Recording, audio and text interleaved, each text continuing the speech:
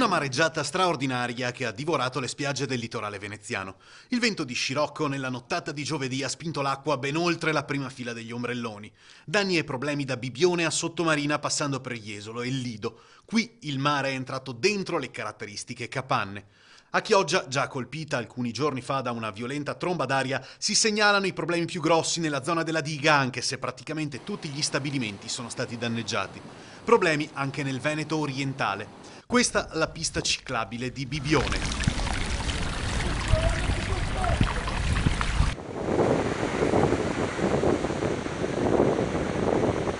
A Jesolo al lavoro il personale dei bagni già dalle prime ore della giornata per garantire il servizio.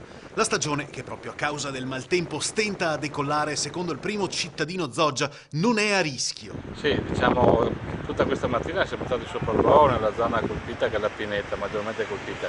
Diciamo i danni ci sono, però sono in qualche modo risolvibili, quindi la stagione sarà sicuramente assicurata.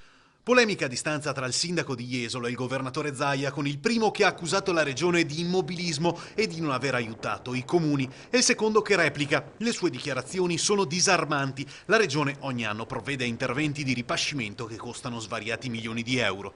In giornata sopralluogo nelle zone colpite dalla mareggiata del vicepresidente della regione Forcolin con gli assessori al turismo e all'ambiente Canera e Bottaccin. No, perché domani mattina alle 11 ci sarà già un coordinamento fra gli operatori del turismo, l'amministrazione comunale e i funzionari della regione per mettere in moto subito quegli interventi emergenziali straordinari che porteranno già dalla prossima settimana un riequilibrio, insomma un ripartire alla grande, perché la stagione già paga il problema atmosferico e quindi delle piogge di metà giugno. Non possiamo ritardare i lavori, insomma, di ripascimento, di ricollocazione di un 10.000 metri cubi di sabbia che oggi abbiamo, comunque possiamo ripiazzare su queste zone che sono state maggiormente danneggiate.